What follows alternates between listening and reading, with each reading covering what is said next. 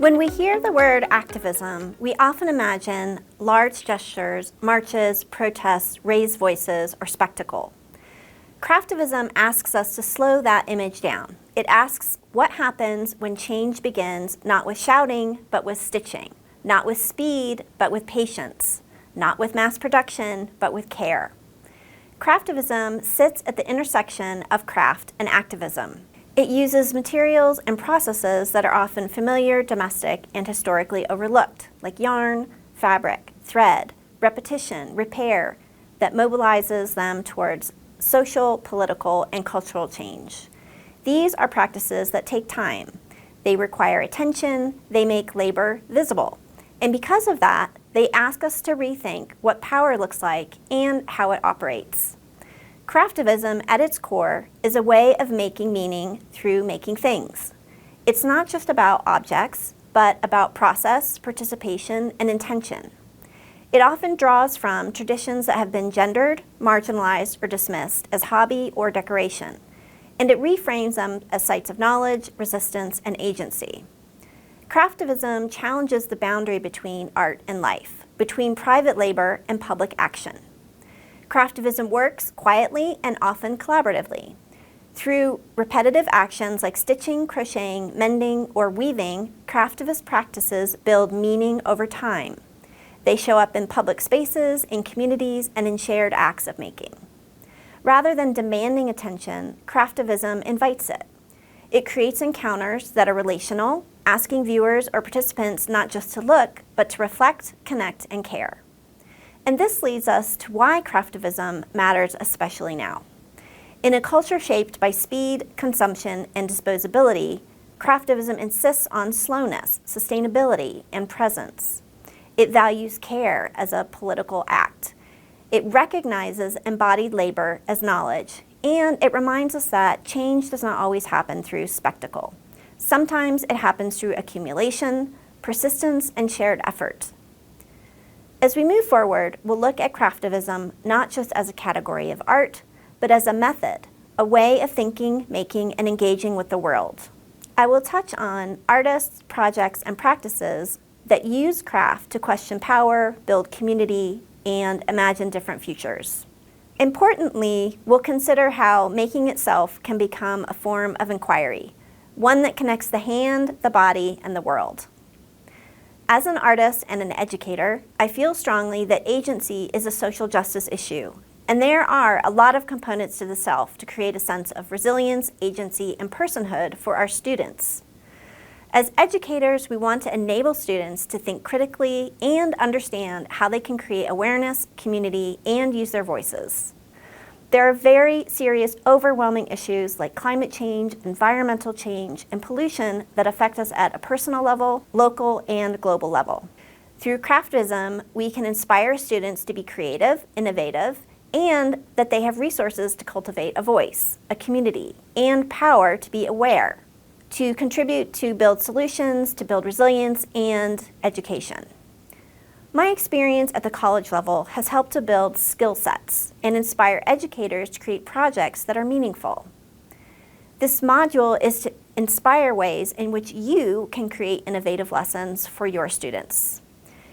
It's diverse, and there are many possibilities, and I hope that this content can give you a starting point. My starting point was introducing art practices that were established and interdisciplinary. The Crochet Coral Reef project, created by Margaret and Christine Wertheim, uses crochet to model the complex forms of coral reefs while drawing attention to their environmental fragility. What started as a small experiment grew into a global collaborative project, with people around the world crocheting real lifelike forms from yarn and recycled materials. By using crochet, a slow, hands-on, traditionally domestic craft, the project connects art, science, and activism. It makes difficult ideas like ecological loss and complex natural structures easier to understand through making. Rather than presenting facts and data, the Crochet Coral Reef invites people to learn through participation, care, and collective effort, showing how craft can become a powerful way to think about and respond to environmental issues.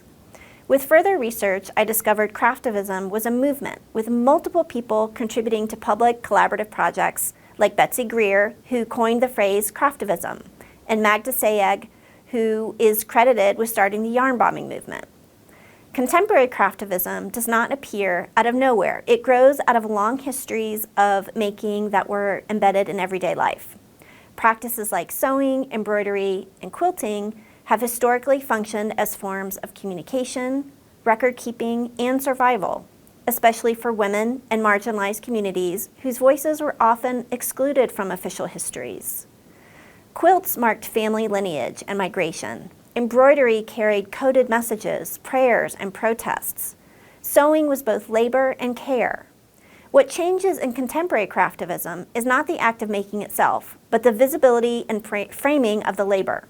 By bringing these historically private domestic practices into public and political contexts, craftivism reactivates craft as a site of knowledge, agency, and resistance, linking past traditions of collective making to present-day social and cultural critique. One example that was especially successful came from a yarn bombing project in my 3D design foundations class. As a group project, I asked students to identify issues within their local community that mattered to them. We generated a list of topics and selected one through a democratic vote. The issues the students chose was mental health. Together, we designed a crochet intervention for a highly visible site on campus, the Bronze Bear mascot. Over several weeks, students crocheted squares with heart motifs to signal care and support, eventually assembling a sweater for the sculpture. With permission from the university, the piece was installed temporarily. We also attached small crocheted hearts with safety pins that passerbys could take, allowing the community to participate in the project. The response was overwhelmingly positive. The intervention brought joy, encouraged reflection, and prompted people to see a familiar campus symbol in a new way. For the students, the project demonstrated the power of collaboration and collective action, showing how small, thoughtful gestures can create meaningful impact without causing harm. What I value most about craftivism is the direct connection between personal concern and public expression. It gives students a tangible way to work together, express what matters to them, and understand how change can begin through shared, connected acts of making. In this module, you will find lesson plans for individual projects and resources that you can turn your ideas into practical and educational projects to teach resilience, agency, and ways to participate collaboratively. These methods can enable and bridge daunting topics, as well as bring awareness and create solutions. The module has ideas around how these public works, once dismantled, can become markers, gifts, and elements to be incorporated into smaller projects, integrating the memory of what was made into their everyday life. After all, these projects are about recycling, upcycling, and creating awareness around how we as individuals can be mindful and creative. Innovation relies on creativity, and we want to enable and empower the next generation into forward-thinking, responsible, and creative people.